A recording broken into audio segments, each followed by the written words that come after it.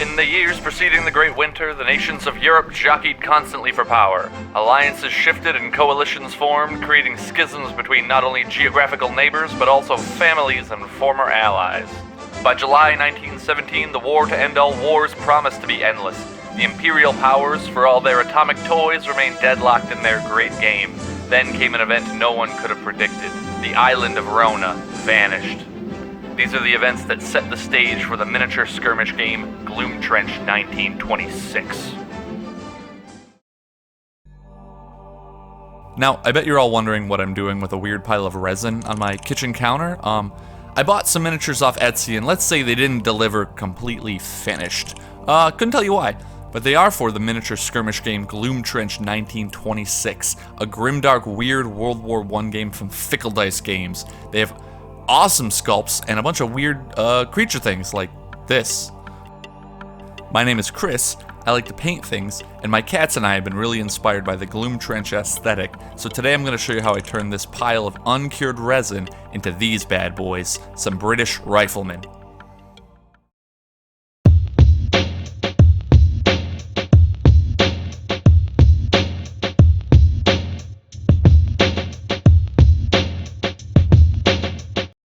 Now, I'm not one to complain much when I buy things online. I don't really write negative reviews, but nowhere in the description did it say I'd have to cure these myself. So I had to do some Googling and find the right tools. We're gonna need a mask for the fumes, we're gonna need some gloves, some isopropyl alcohol, and we're gonna need a rinse station, which I don't have. So I gave all the minis a dump in the isopropyl alcohol, like a little bath I prepared, which is not really, nice to just have this exposed to the air. I have cats and I have other people in the house I gotta kind of worry about. So I closed the door, opened some windows, got some air circulating, put a mask on, and cleaned everything up.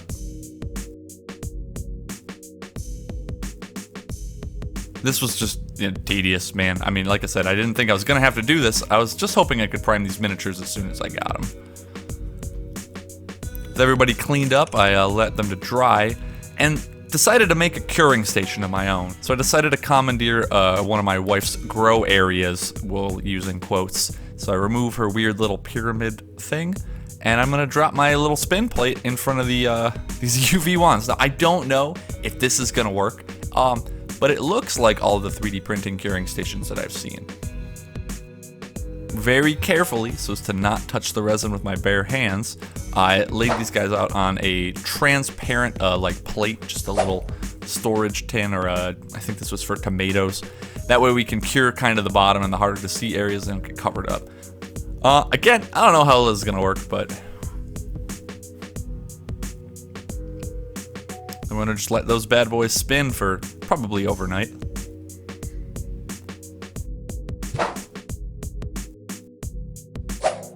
I don't know how well this is going to work, but like I said, Moxie's been really into Gloom Trench, so she's making sure they don't go anywhere. After 2 days, they were finally completely cured. I don't know how much my makeshift UV bath did it, or it was just like being out and time and like natural light.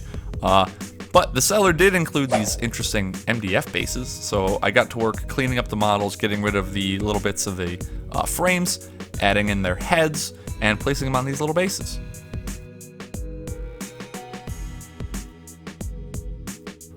But cleanup on resin models is usually a breeze, except when you go a little too hard and break something off.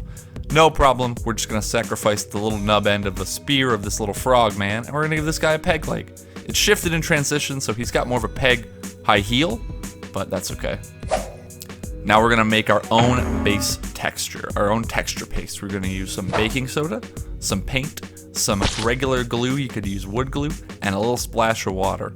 You kind of mix all of that together until it gives you like a really nasty, crusty, goopy consistency. Sometimes I add in a little bit of like harsher grit sand. And after you leave these overnight, they literally just harden and they become super solid. Sometimes, depending if I get my ratios wrong, I will put like an extra layer of like watered down PVA to seal it in. Usually I don't have that problem. I didn't have that problem this time.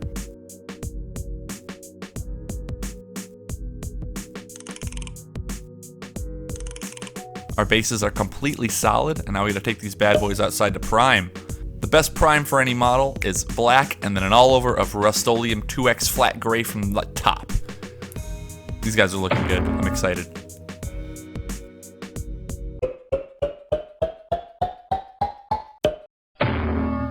For our base coats, we're going to go military colors. We're going to use some Steel Legion Drab from Citadel and Castellan Green from Citadel. The two most, like, normal military colors I have. These are going to be our two main base coats.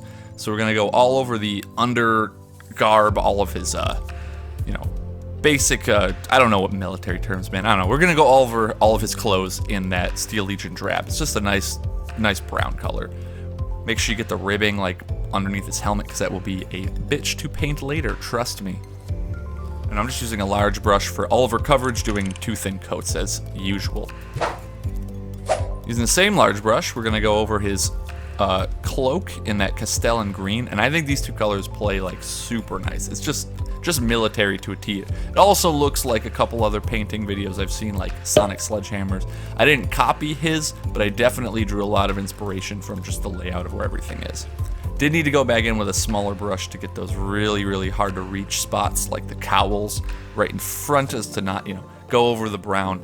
I hate making mistakes and going back. I know it's part of the process, but I just hate having to go back. I also decided to give him green hats. Originally I was gonna go like metal hats for some reason, but green hats.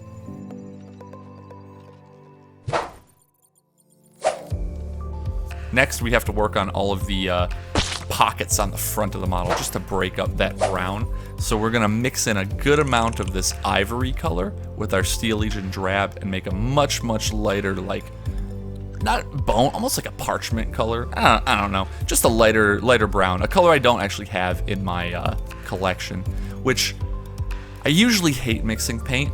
Today I said this is an easy one to produce, and if they're not all exactly the same, you can kind of just, like, you know, chalk that up to dust and grime. Next, we're going to use my favorite brown, Auburn Shadow from Reaper. I love this color, mostly for wood, so we're going to go over all the rifles, because all the rifles back then would absolutely be wood, and a few other spots. There's not a whole lot of wood on these guys, but I went over the entire rifle because we're going to worry about metallics later. It's kind of hard for me to tell what's supposed to be metal and what's not. So, went over the whole thing. Also got to hit our little peg leg over here. Then I'm going to take out like a military gray color, a dark blue gray from Vallejo, and we're going to go over a few areas just to like break things up. We're going to give him like nice black gloves. Now, fun thing on Gloom Trench miniatures that's real easy to miss, one of their fingers is always out. So make sure you paint that flesh color later when we get to skin tone. I also use this on everybody's boots. Granted, this guy only has one boot, but I made sure it went to everybody's boots and all of the gas masks. These are really silly, comically large gas masks, and I think that's kind of like the best vibe of Gloom Trench is these silly gas masks. Next, base coating metallics, just a dark gunmetal, again from Vallejo. They have like chainmail underneath the ribbing of like their clothes. I don't know, man. It's cool. I like the chainmail. It's a vibe. And obviously pick out some metal details on their gun. I don't know gun parts well enough to tell you which parts I'm painting, but those look like they should be metal, as well as the end. I think I just used the Sonic Sledgehammer video for this one. Also, boop.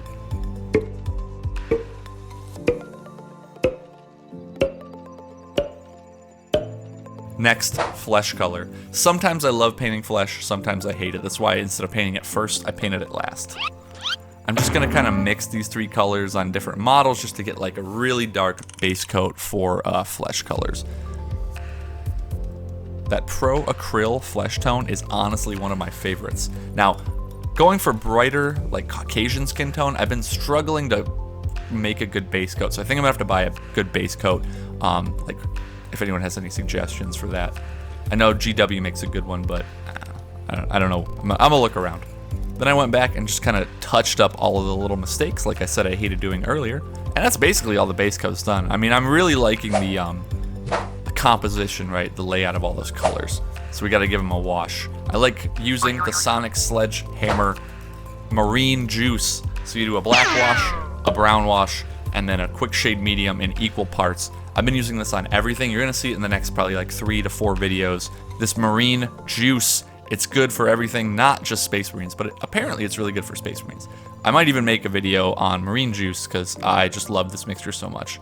It's the most natural, you know, shadow, but you still get a lot of contrast because the light. It's perfect. I don't know. look into the marine juice. I'll link a Sledgehammer video if I remember. And then we let that bad boy dry. Next up, details.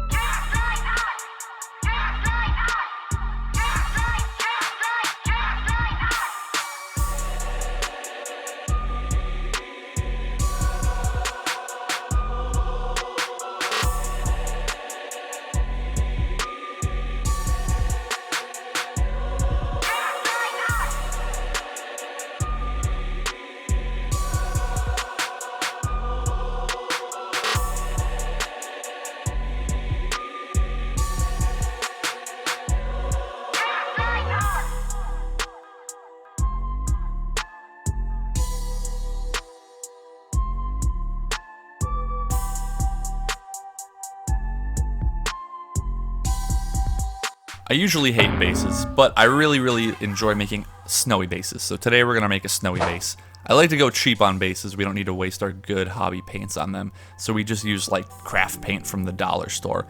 You can buy that shit in bulk, man. Burnt umber is really good for like muddy brown. Not the most pleasant color going on initially, but it'll look natural, I promise. It won't look like the marine soil themselves. Then we're gonna do a dry brush of an off-white, like mummy robes, to make it look more like dirt and less like some sort of human waste. And that, I mean, honestly, if you were really lazy, that's a good enough base as any, right? I mean, geez. I do give it a nice wash with strong tone, straight strong tone, not diluted at all, because I kind of want it to look like wet. Obviously, like frosted ground is drier than it is wet, but I don't know. I think the shadows and the saturation of this will work really nicely for our frozen ground. Then I grabbed some Army Painter Scorch Tufts, because I didn't want the plant foliage to be too bright. I also didn't want it to be like a light brown, kind of dead foliage. I think this was like a good, pretty dead, but it wasn't like a dry desert. A good trick with this to make it look less like just a little circular is to just cut it in half or put some super glue on it. Then I grabbed some Citadel Valhallan Blizzard. Honestly, really good snow effects. I used it on my 3 Ultramarines. It's the first time I really played around with this stuff and felt like I could figure out how to use it well. And weirdly, I like painting Ultramarines. I painted 3 so far. What do you think? The librarian in the middle is old AF, and he is metal. He was not easy to paint, but he was fun. So then we just take a little palette knife and scoop some of this in a large clump here. We're gonna go not completely buried in snow, if you can tell by how out of focus we are, but we're gonna do a good snow drift. There should be like a little bit of gaps, but the ground is mostly covered in snow. As someone who lives in Western New York, I don't need any reference images for gross, snowy dirt fields. That's like what I'm looking at outside right now. I also threw a little bit of snow on his shoulder, implying he's been standing here a while.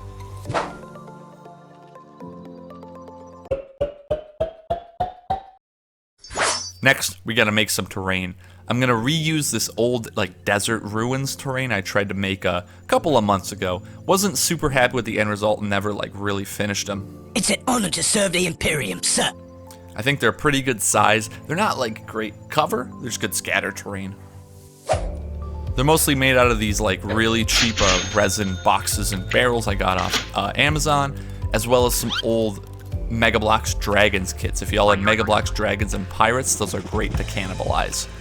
To keep everything in theme, we're just gonna go with burnt umber for the ground, keep the ground the same exact color. That's pretty straightforward. So I repainted over all of that really bad looking sand with burnt umber. Easy.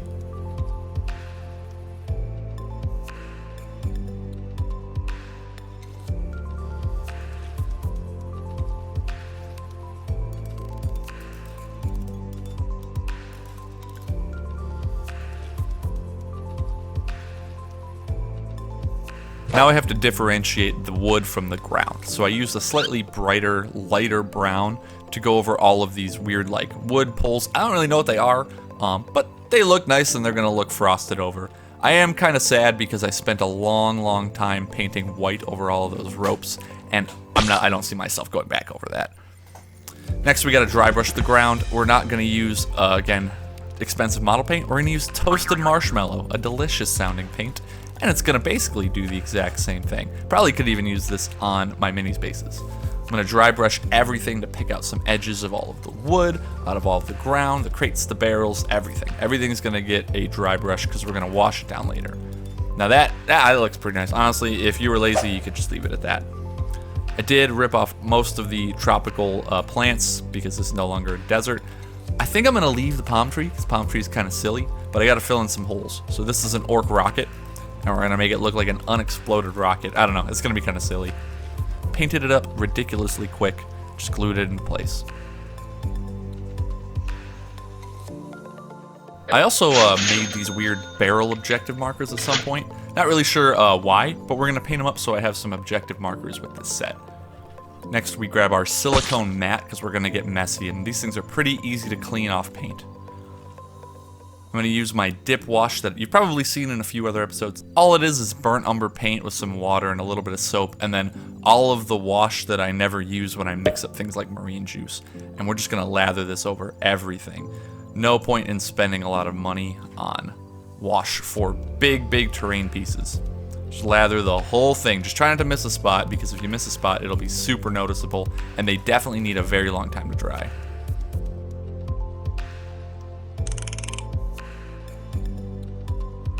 Now that those bad boys are dry, it's time to add a little detail, and then we gotta winterize them. So first thing I do is I add a bunch more of those grass tufts just to set them in scene.